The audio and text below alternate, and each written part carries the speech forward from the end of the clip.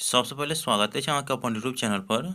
आजुक वीडियो में बतावल जा रहल छी बिहार बोर्ड कक्षा 10वीं के स्टूडेंटक लेल मैथिली विषयक पदखंडक पहिल चैप्टर जिनक नाम अछि शिवगीत, जिनकर रचयिता विद्यापति अछि।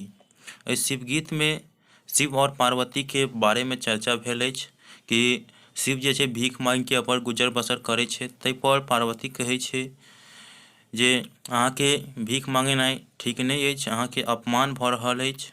तो ताहि सबके बारे में हमरा सबके डिटेल में व्याख्या आगा चल के देब हम। इससे पहले हमरा सबके बता दी कि गद्य खंडक जते भी 12 गो चैप्टर छलै ओहि के हम वीडियो अपलोड कर देने छी, अहाँ चैनल के प्लेलिस्ट में जाकर देख सकै छी। तो ये जे छै पदखंडक पहिल चैप्टर अछि विद्यापति के शिवगीत। शिवगीत में अहाँ सबके 2 से 3 मार्क के ऑब्जेक्टिव और सब्जेक्टिव दोनों मिलाकर पूछल जात, तैं अहाँ सब वीडियो के शुरू से अंत तक जरूर देखू, क्या कि हम व्याख्या बताएब ओहि के बाद ऑब्जेक्टिव और सब्जेक्टिव क्वेश्चन के आंसर अहाँ सबके बताएब। तो व्याख्या में सबसे पहले लेखक के परिचय के बारे में जानकारी अहाँ सबके रहबाक चाहिए। तो चलू लेखक के परिचय बता दै छी, एहि के बाद जे छै ओकर गीत जे छै शिवगीत, ओहि के बारे में अहाँ सबके व्याख्या बता देब। विद्यापति मैथिली का सबसे बेसी लोकप्रिय रचनाकार छथि। अगर क्वेश्चन पूछल जाए कि सबसे लोकप्रिय रचनाकार के छथि तऽ विद्यापति। हिनक जन्म 1350 ईस्वी में भेल छल। विद्यापति के जन्मक बारे में पूछे तो 1350 ईस्वी में। लगभग 90 वर्षक आयु में हिनक मृत्यु भेलनि। विद्यापति के मृत्यु के बारे में पूछल जाए तो लगभग 90 वर्षक आयु में। ई मिथिला मधुबनी जिला का बिस्फी गामक वासी छला। कतऽ भेल छलै तऽ मधुबनी जिला के बिस्फी गाम में हिनक जन्म भेल छला। तऽ मधुबनी जिला का बिस्फी गामक वासी छला।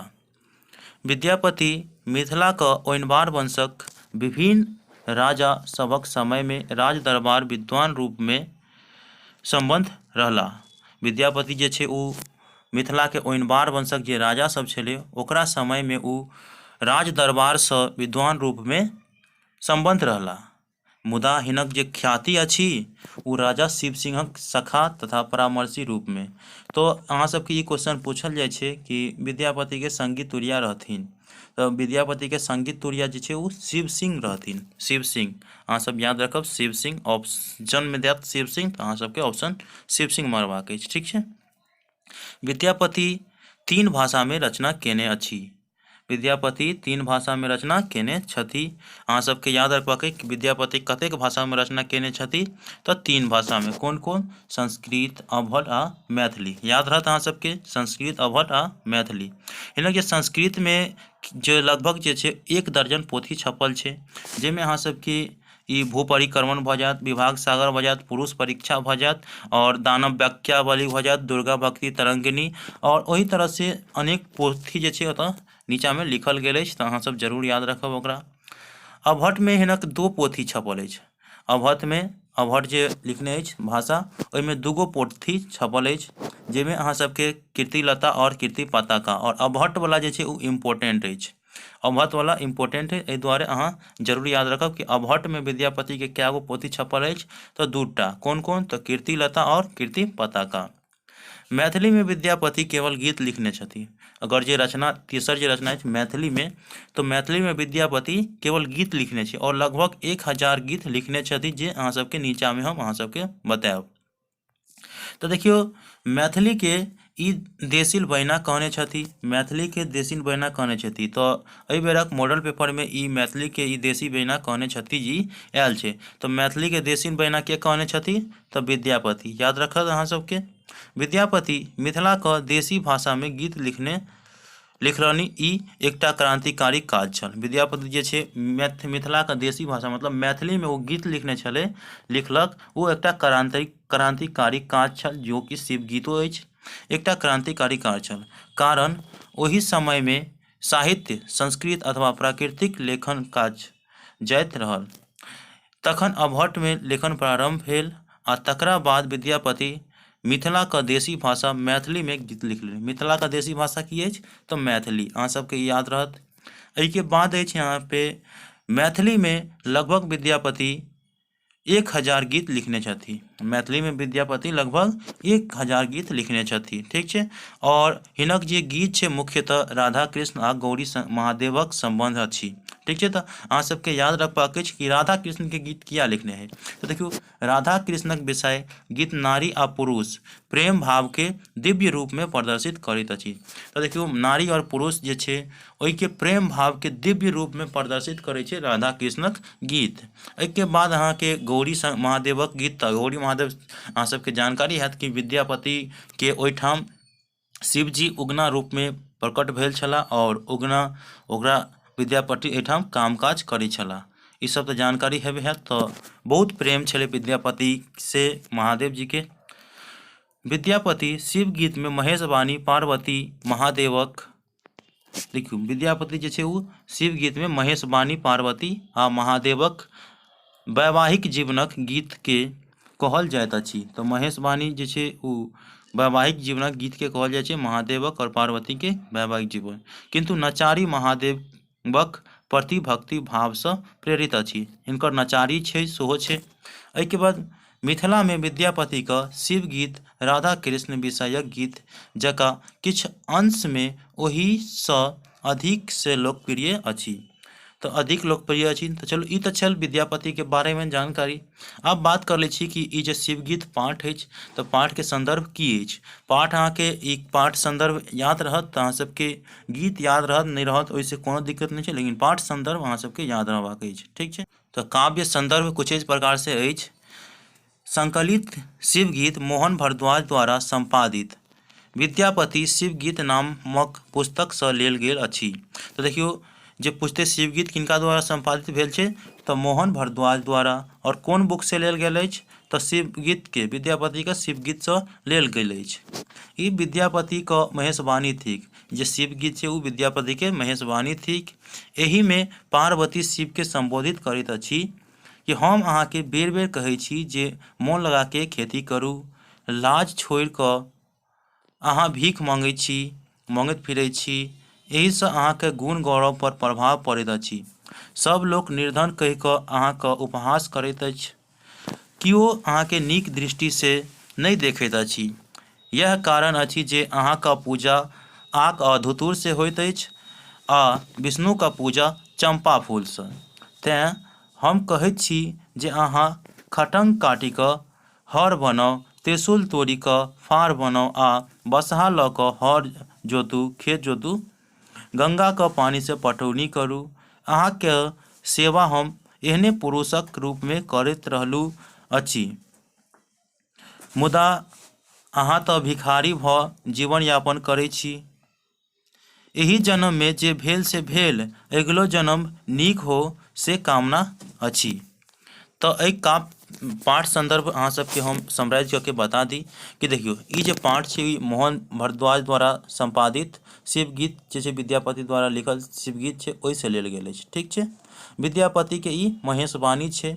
एहिमे पार्वती शिवजी के कहै छथिन कि हम अहाँ के बेर बेर कहै छी कि अहाँ मोन लगा के खेती करू, लाज शरम छोड़ि दियौ, भीख मांगै फिरैत छी अहाँ के गुण गौरव पर प्रभाव पड़ैत अछि, किओ अहाँ के नीक नहीं कहैत अछि, सब अहाँ के निर्धन कहैत अछि और अहाँ के उपहास उड़बैत छै। तें अहाँ के हम कहै छी कि अहाँ खटंग काटि के हर बनाउ, त्रिशूल तोड़ि कऽ फार बनाउ और बसा तऽ धुरंधर अछि ओहि लऽ के हर जोतू और एहिके बाद जे है सुरसरी गंगा के जल से पटौनी करू। और एना नहीं कऽ रहिए ताहि दुआरे अहाँ के गुण गौरव पर बुरा प्रभाव पड़ैत अछि। तें अहाँ के लोक सब पूजा करैत अछि आक धतूर से आ विष्णु भगवानक पूजा करैत अछि चंपा के फूल से। तो ई छल एक पाठ के काव्य संदर्भ। तो चलो शिवगीत अहाँ सबके गाबि के सुनाबी और डिटेल में अहाँ सबके बताबी। बेरी बेरी अरे शिवा मोहे तोहे बोला गो, कृषि करई मन लाए, बिनु सर में रहियो भिख पवी मंगी ग, गुण गौरव दूर जाए। एमे पार्वती शिवजी से कहै छै कि बेर बेर हम शिव अहाँ के कहै छी कि कृषि करे मन लाए, मतलब हर जोतू खेती करू तो अहाँ सबके नीक लगत, शरम लाज शरम छोड़ू, भीख मांगै छी अहाँ के गुण गौरव दूर जा रहल अछि। एहिके बाद अछि निर्धन जन बोली सब उपहासै, नहीं आदर अनुकंपा। तोहे शिव पावल आक धुतुर फूल, हरि पावल फूल चंपा। एहिमे कहै छै अहाँके निर्धन जैनके लोक बोली बजैत अछि, उपहास उड़बैत अछि, नहि अहाँके आदर करैत छै, नहि अहाँके अनुकंपा करैत छै। तेँ कारण अछि कि अहाँके लोक आक धुतुर से पूजै छै और हरि मतलब विष्णुके पूजै छै चंपाके फूल से। खटंग काटिक हर बंधाबिय, त्रिशूल तोरी करु फारे। बसह धुरंधर लहर ज्योतिय, पाटिय सूर सरिधारे। पार्वती शिव जी से कहैत अछि कि खटंग काटि कऽ हर बनाउ, त्रिशूल तोड़ि कऽ फाड़, बसहा तऽ धुरंधर अछि, ओहि लऽ के हर जोतू, और पाटिय सूर्य धारे मतलब गंगा, सूर्य मतलब होइ छै गंगा, गंगा के जल से खेत के पटौनी करू। और अहाँ सबके ई खटंग के अर्थ नहीं बुझल जायत, देखियो ई त्रिशूल भऽ गेल, त्रिशूल के ई 3 शूल वाला भऽ गेल, और एतऽ से काटि देतै लाठी वाला जे रहै छै उ खटंग भऽ गेल। तऽ खटंग काटि के हर बनबै लए कहै छै, और त्रिशूल तोड़ि के फाड़, बसहा धुरंधर अछि तऽ हर खेत जोतू, और सूर्य धारे मतलब गंगा के जल से पटौनी करू। भनई विद्यापति सुनु हे महेश्वर, ई जन कैल तू सेवा। एतय जे बरु हई से बरु हई हो, ओतय शरण मोहि देवा। आब जे भेल से भेल, लेकिन अगिला जन्म में नीक हैत एहिके हम कामना करै छी। ई विद्यापति के मुँह से कहल जाइत अछि।